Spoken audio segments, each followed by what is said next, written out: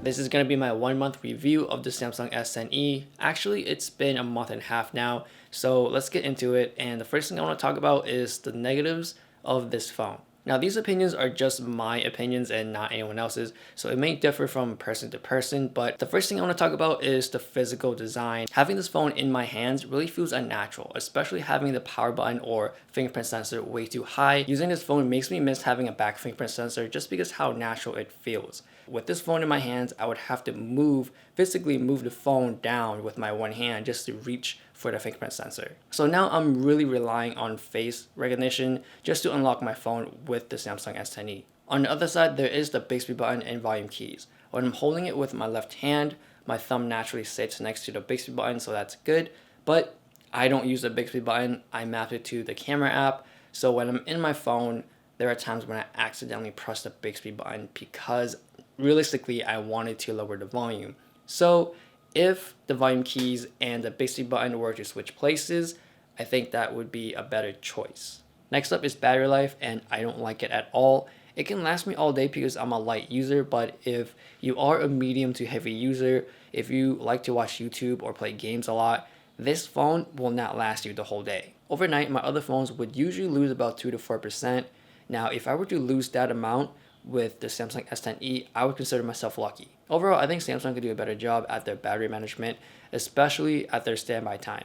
For the gestures controls, I'm not a big fan of it. People can get used to it, but since I've used other gesture controls on other phones, this one doesn't feel the most natural to me. I just find it really uncomfortable having to reach to the other side of the screen just to go to multitask or go back, especially having small hands. Now that's pretty much all it for my negatives on this phone. Now moving on to the good things I like is the physical size. I have small hands, it's a small phone, so getting around the phone or using it, especially with Samsung One UI, really easy to use, really comfortable to use. Getting to my notifications on a Samsung is the best experience out of all phones out there.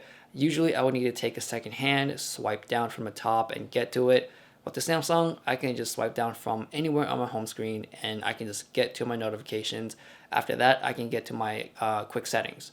So best experience, hands down, on a Samsung, getting to my notifications. And holding this phone in my hands really feels secure and comfortable. My fingers can actually wrap around it versus bigger phones where I feel like I'm going to drop it anytime when I use it. Next up is the display. Samsung is king at it. We all know this. Their screens are on point. So when you're browsing the internet, if you watch YouTube videos, go on social media and look at Instagram pictures, these colors pop out so well and they stick out. So if you really like enjoying content, definitely the display will make a huge difference. Samsung S10e displays does not disappoint. For the camera, the ultra wide angle lens really sticks out the most. For me on this camera, it's the widest one I've used on any phone out there. For the pictures, it's really consistent, it's not over the top. It will get really solid results. And for video, I think Samsung is one of the best Android phones to shoot video with, and it's the most consistent one out of all the phones I've used. So if you're really serious about shooting video and you want an Android phone,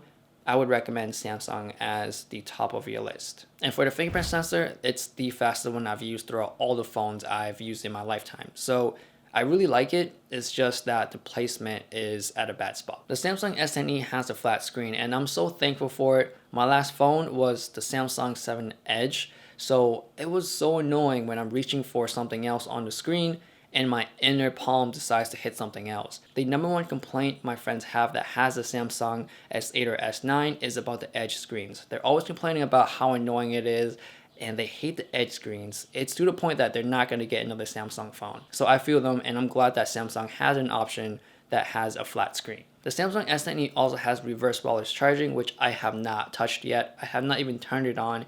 I don't have wireless earbuds, so that's probably the main reason why. But the thought of just wirelessly charging other phones with the S10e doesn't even come to my mind because I already know the battery life on the S10e is not as good. So I just won't even bother. Personally, I don't take selfies, but I've seen where there is a wide mode and there's a normal mode on the front facing camera, which doesn't really make sense to me because there isn't a huge difference between these two. It isn't a huge difference to the point where the Pixel 3 is, where the wide mode is really wide and the normal mode looks normal. So if that's the case, I get it, but the significance change on the Samsung is so small to the point you don't even need it. This is really small and nitpicky, but I hate how after I press my 4-digit PIN, I have to press enter to get in the phone. With the Samsung, you do get the option of not using that, and after the 4th pin, it just logs right in like Huawei phones and iPhones, which makes a huge difference. Pressing one less button really makes my experience getting into the phone much better. And for Bixby, I don't use it. I use the Google voice command way more, and if Samsung were to ever take away Bixby or the Bixby button, I would not miss it one bit. Samsung has the Edge drawer, which I do use to put my frequently used apps there, so it keeps my homepage really clean and minimal. Overall, the ergonomics on this phone is not my favorite. The button placement could be way better, and the battery life is not the best. Beyond those two things, my Samsung experience is really robust. It's a really smooth phone, and it's a powerhouse. For a phone that costs $750, you are getting a lot of things that other competitors have that would cost way more. You are getting a lot of things for your money, and the biggest con for me is battery life. So that is my 1-month review of the Samsung S10e. Remember that these are just my opinions and my experience after using this for a month and a half or so. Thanks for watching, and I'll see you guys later.